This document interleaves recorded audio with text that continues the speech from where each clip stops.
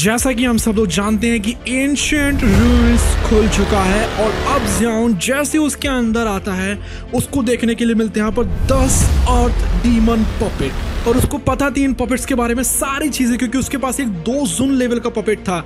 इसलिए ज़ियान इन सब पपेट्स को अच्छे से जानता है और वो सोचता है कि क्या मुझे इनको इस्तेमाल करना चाहिए। हम लोग देखने वाले हैं कि ज़ियान एक एंशिएंट फॉरेस्ट में करेगा एंटर और वहां पर उसको मिलता है सोल बेबी फ्रूट जिसको हेल्प करती है जिया लेने में, लेकिन वो सोल बेबी फ्रूट इतना ज्यादा तेज होता है कि उसको कोई पकड़ ही नहीं पाता है और अगर इस सोल बेबी फ्रूट को ये लोग नहीं पकड़ पाते हैं तो मास्टर याओलाओ नहीं बन पाएंगे हाफ सैंड क्योंकि उनकी सोल ही नहीं पहुंच पाएगी उतनी हाई लेवल तक। तो देखते हैं कि लोग कैसे पकड़ते हैं और उसके जो इतने सारे एनिमीज आए हुए हैं उसको ऐसा लग रहा है कि मान के लो उसने अपने आप को एक गुफा में डाल दिया जिसमें कि बहुत सारे शेर और वो अकेला है। तो यहाँ पर वो किस तरीके से इन सबका सामना करने वाला है, तो बिना देर करे करते हैं इस वीडियो को शुरू। ज़ियान बहुत ज्यादा फैमिलियर था इन सिल्वर पपेट्स के साथ में। वो ऑब्जर्व करता है 10 अर्थ डीमन पपेट्स को जो कि एक बड़ा सा स्टोन गेट को गार्ड कर रहे थे। उसको ये देखकर लगता है कि जो रियल रिमेन्स हैं लगता है कि वो इस डोर के पार ही मिलने वाले हैं। ये जो पपेट्स थे वो थे पीक पर 9 स्टार के 2 जोंग स्ट्रेंथ पे, लेकिन फिर भी वो इस सेंडर प्लेन्स के एक्सपर्ट्स को तो नहीं कर पाएंगे कुछ भी।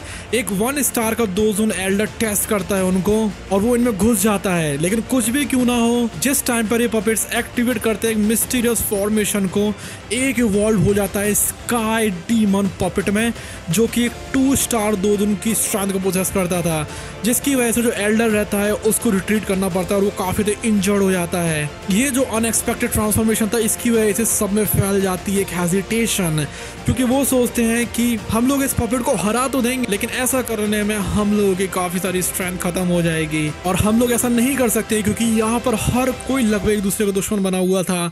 कोई भी अगर कमजोर पड़ता है तो सारे टूब पड़ेंगे उसके ऊपर जिससे कि वो उसको एलिमिनेट कर सके और अपने चांसेस को बढ़ा सके खुद के, जिससे कि वो 10 क्लास की डॉव स्कूल को ले सकें। ज़ियान इस फॉर्मेशन को देखकर हैरान हो जाता है और वो सोचता है कि इसका पोटेंशियल कितना ज्यादा है जिससे कि वो खुद के स्काई डीमन पपेट को एनहांस कर सके। इसलिए वो डिसाइड करता है कि वो यहाँ पर एक्ट करने वाला है। गाइस फाइनली हम ले आ चुके हैं वो कोर्स जिसको देखकर कोई भी बंदा एक यूट्यूबर या फिर एक एनिमे यूट्यूबर बन सकता है और तो और उसमें हमने ये सारी चीजें बताई हैं कि किस तरीके से आप लोग एक कंटेंट क्रिएटर बन के अर्निंग्स कर सकते हो, जिसमें हमने 8 से 9 स्ट्रीम्स बताई हैं जिसका आप यूज कर सकते हो मनी अर्न करने के लिए अपने कंटेंट के थ्रू। इसमें 4 वीडियोस होने वाली हैं जिसकी हमने 2 ऑलरेडी अपलोड कर दी हैं और 2 अगले हफ्ते में आने वाली हैं। तो अभी के अभी आप लोग ले 99 रुपए वाली मेंबरशिप, उसके साथ में आपको ज़ियान वर्सेस हुनत्यांडी और टैंगसन वर्सेस हुआ वाली फाइट भी फ्री में ही मिल जाएगी। ज्यादा इंतजार न करें, इसमें हमने बताया है अपने 6 इयर्स का एक्सपीरियंस जिसको देखकर कोई भी बंदा समझ सकता है कि असल में एक यूट्यूबर कैसे बना जाता है।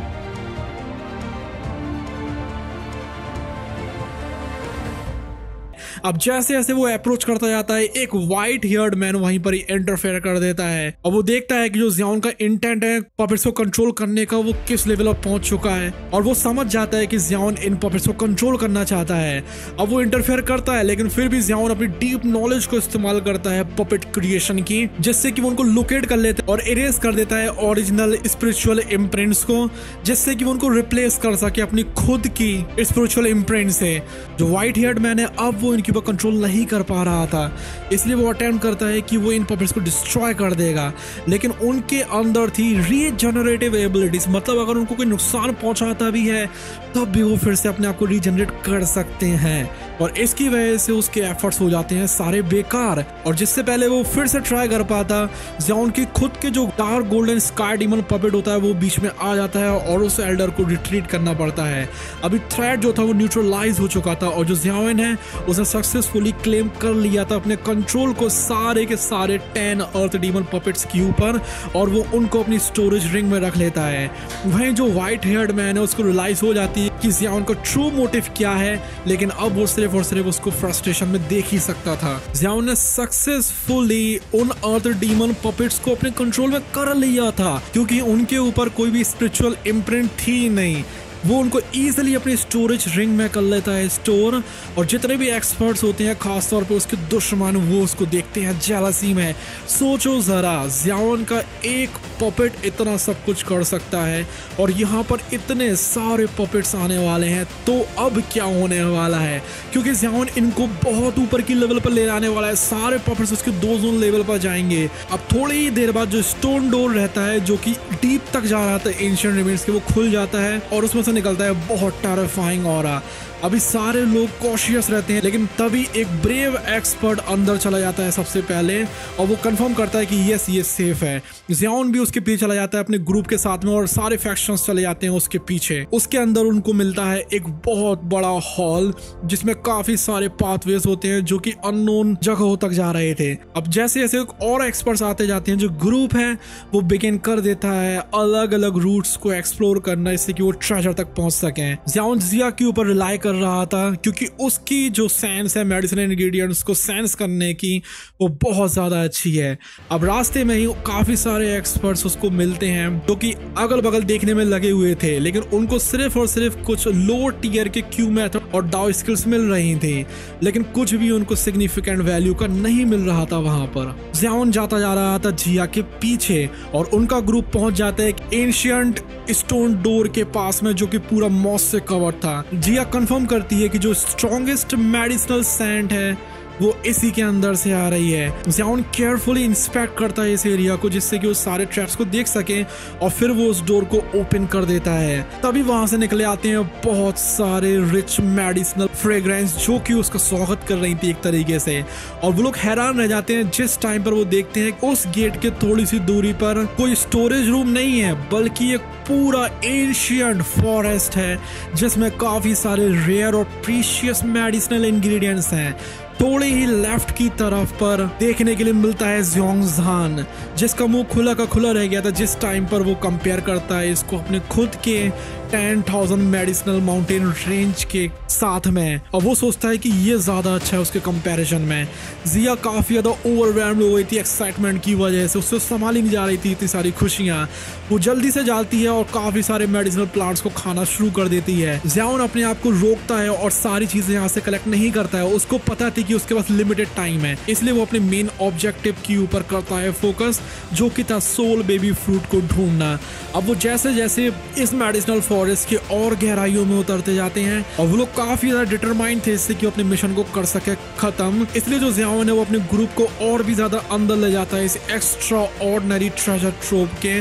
उसको पता थी कि यहाँ पर रेयर मेडिसिनल इंग्रेडिएंट्स होंगी जो कि काफी ज्यादा बेशकीमती हो सकती है फ्यूचर की बैटल्स के लिए और एडवांसमेंट के लिए, क्योंकि अगर ज़ियाओन अच्छी अच्छी पिल्स बना सकता है तो वो अपनी कल्टीवेशन को भी आगे तक ले जा सकता है जल्दी जल्दी। लेकिन यहाँ पर खतरा भी हो सकता था, इसलिए ज़ियाओन सबसे कहता है कि सब लोग रहना सावधान।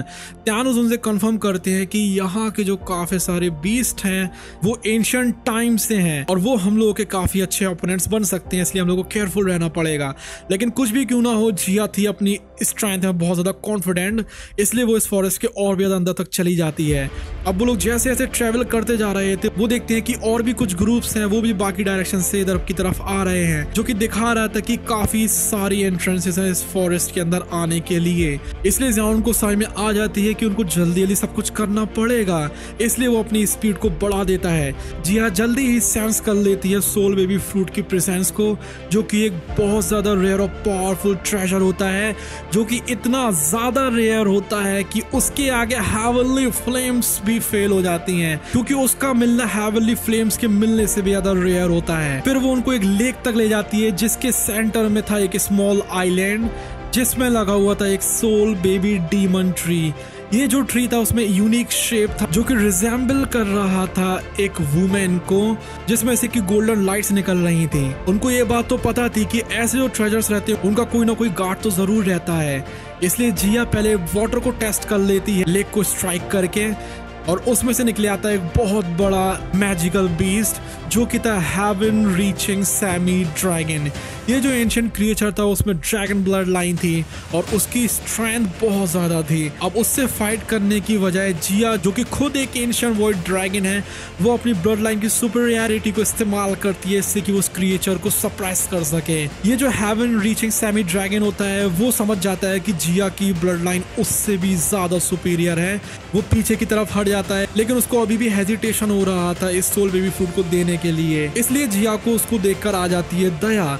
वो कहती है कि हम लोगों को इसको भी कुछ दे देना चाहिए, इसलिए जियाओन उसको मेडिसिनल पिल्स देता है जिससे कि उसकी फिजिकल बॉडी और भी ज्यादा स्ट्रांग हो सके और एक रेयर बॉडी ट्रांसफॉर्मेशन ग्रास भी दे देता है जो कि उसकी हेल्प कर सकता है ह्यूमन फॉर्म लेने में।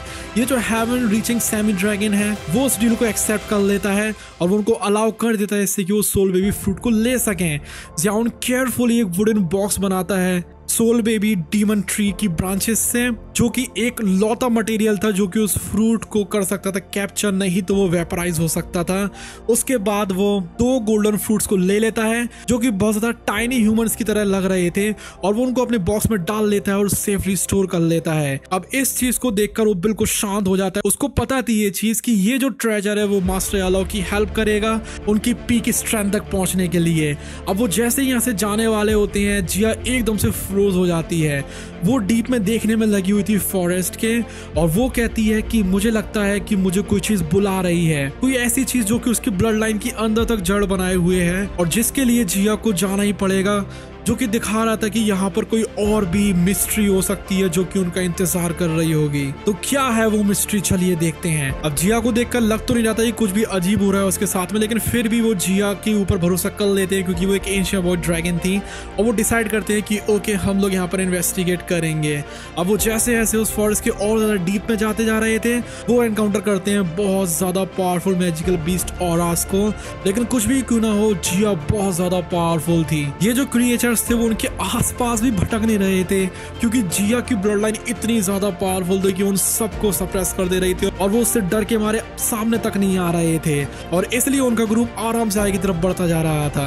अब कम से कम 10 मिनट तक ट्रैवल करने के बाद वो लोग पहुंच जाते हैं एक ऐसी जगह पर जहां पर जितने भी सराउंडिंग बीस्टली ऑरास होते हैं वो गायब हो गए थे। ये जगह बिल्कुल शांति से भरी हुई थी और जिया डिस्कवर करती है एक गोल्डन लाइट बैरियर को जो कि उन ट्रीज के अंदर छिपा हुआ है। ये जो बैरियर है उसमें से बहुत ज्यादा स्ट्रॉन्ग प्रेशर निकल रहा था जो कि क्लियर कर रहा था कि वो इसको फोर्स से तो बिल्कुल भी नहीं तोड़ सकते हैं। जिया आइडेंटिफाई कर लेती है उसको एक बीस्ट स्पिरिचुअल बैरियर की तरह पावरफुल मैजिकल बीस्ट ने बनाया है जो कि मरने के काफी ज्यादा करीब पहुंच गया था। अब वो इसकी जांच करना शुरू कर देती है और वो नोटिस करती है कि इसमें से कुछ अलग ही तरीके की प्रेजेंस आ रही है और फिर आखिर में जाकर उसको पता चलता है कि इसमें से एंशिएंट वॉइड ड्रैगन सैंड तो आ ही रहा है और साथ ही साथ एंशिएंट हेवन फीनिक्स का सैंड भी आ रहा है जो कि हेवन डीमन फीनिक्स की ब्लड लाइन का काफी ज्यादा प्योरर वर्जन था। ये जो डिस्कवरी थी इसको देखकर पूरा ग्रुप हैरान हो जाता है। वो पॉसिबिलिटीज को रेस करना शुरू करते हैं कि जो ड्रैगन है और जो फीनिक्स है वो दोनों के दोनों यहाँ पर मरे होंगे। इस बैरियर को अनलॉक करने के लिए जिया इस्तेमाल करती है ड्रॉप को अपने गोल्डन ब्लड के जो कि एक क्रैक बना देता है उस बैरियर में। उसके अंदर वो लोग जैसे ही जाते हैं वो लोग पाते हैं कि वो लोग पहुंच चुके हैं एक बहुत बड़े बेजान प्लेन्स में जो कि रेड सैंड से कवर्ड है जो कि रिजेंबल कर रहा था सूखे हुए ब्लड को। अब इस लैंडस्केप में 1000 फीट बड़ा एंशिएंट स्टोन अल्टार भी था जो कि सेंटर में था जिसमें से बहुत ज्यादा ओवरवेलमिंग प्रेशर निकल रहा था जो कि उन सबकी डाउकियों को सप्रेस करने में लगा था। अब जो ग्रुप है वो स्ट्रगल करता है इस फोर्स के अंडर में, लेकिन जो जिया है वो फ्रीली मूव कर पा रही थी और वो इस अल्टार की तरफ चली जाती है, जैसे कि मान के चलो उसमें से उसको कोई बुला रहा था। अब वो जैसे जैसे इस अल्टार के ऊपर क्लाइम करते हैं वो देखते हैं एक गोल्डन पर्पल स्टोन प्लेटफॉर्म को टॉप पर, जिसमें उनको देखने के लिए मिलता है एक आधा फुट गहरी सुरंग जैसा। उसके अंदर से एक छोटी सी सीड रहती है जो कि निकल रही थी जो कि अपने आप को कॉइल करके रखी हुई थी एक ड्रैगन की तरह, और एक सिंगल फ्रूट जो है वो उसकी पीक के ऊपर लटक रहा था। ये जो फ्रूट था वो था गोल्ड और पर्पल कलर का। इसका आधा गोल्डन हाफ रिजेंबल कर रहा था एक छोटे से एंशिएंट वॉइड ड्रैगन को और आधा हाफ रिजेंबल कर रहा था एक एंशिएंट हेवन फीनिक्स को। जियाओन और उसका ग्रुप स्टन्ड रह जाते हैं इस चीज को देखकर।